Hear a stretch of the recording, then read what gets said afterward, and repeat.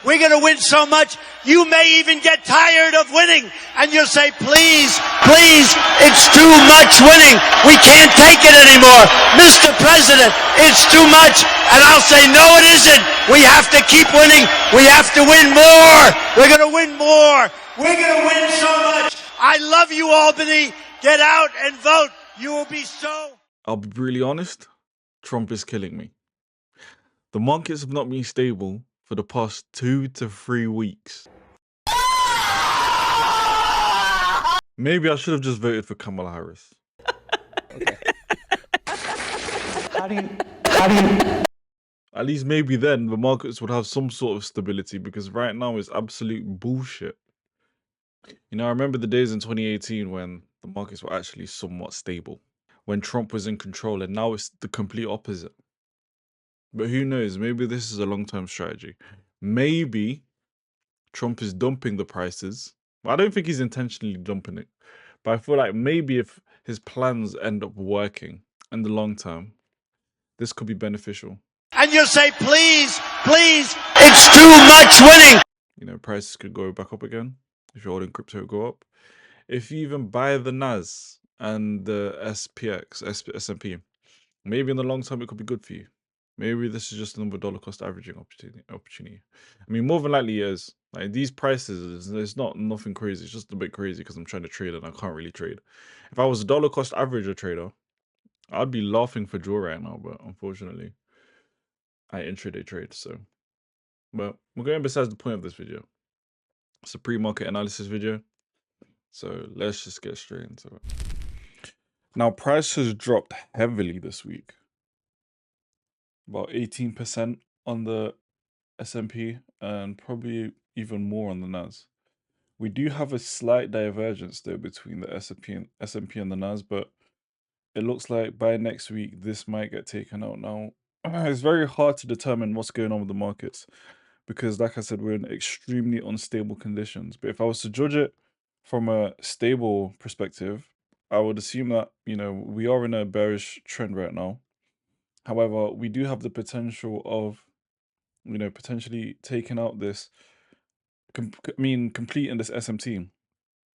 But I don't think that is the case. And on top of that, the NAS is still relatively close to this low. And we're not really in an area which I would like to, you know, have extra confidence. Like if it was in a PD array, like an imbalance, like a higher time frame imbalance, preferably I would like to enter off that. But in this case scenario, all we have is this liquidity sweep. Now, we may potentially look to target these draws, which is, you know, potentially a potential. And on the NAS here. Now, let's just focus on the NAS. With the NAS, we are extremely overly sold right now. And I feel like price eventually needs to come back to equilibrium. So from this high to this area, prices need to come and fill, you know, these inefficiencies as well as this equilibrium, which would be an ideal target. So potentially, if we do get a sweep of these lows here or some sort of SMT or, you know, some sort of inversion that shows bullish price action, we can look to target these areas here, these inefficiencies and these equilibriums. Other than that,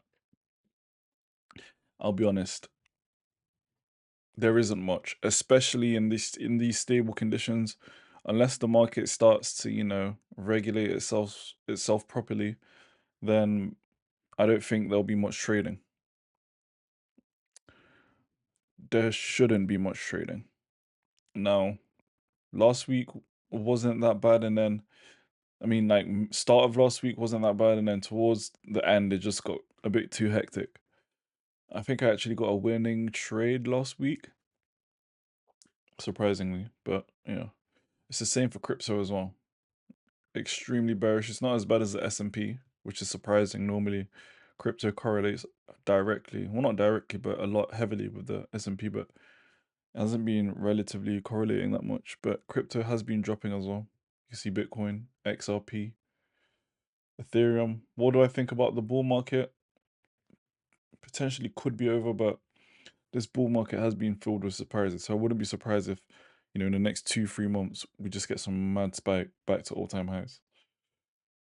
But other than that, there isn't much more to say in regards to the markets right now. It's just a waiting game, really. God forbid we get all the way down to here. If that happens, boys, gosh damn, then we are really bearish. But I feel like with what Trump is doing right now, it does just, if you're like, you know, a dollar cost averaging trader, it does give you a lot more opportunities to buy at a discounted value. So as it's dropping, you know, just be buying the S&P, and then in the next 7 years, you may have made 10%, which is kind of pathetic to me, but you know, people do that. People do that. Maybe I am exaggerating it. Maybe you will make more than 10%, but you know, it's not going to be as crazy as you think. It's not going to be super duper life-changing money. But yeah, this would be a good opportunity to, you know, enter discounted trades. Now, there isn't much more. Let's see if there's any news next week. We're on Forex Factory.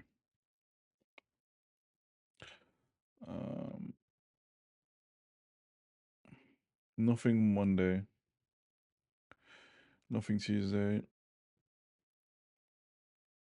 And we have CPI this Thursday and PPI on Friday, which is kind of risky. Now, as long as Trump doesn't do anything too mad from Monday till Thursday, we may have some trading opportunities, whereas Thursday and Friday is not a trading day. PPI and CPI is a very volatile session. The only way I'd enter trade is if it's not volatile, and I only trade after the news has been released, but who knows what is going to happen. But yeah, I think that's it for this video. Hopefully you enjoyed. Please like and subscribe, and fuck you, Donald Trump.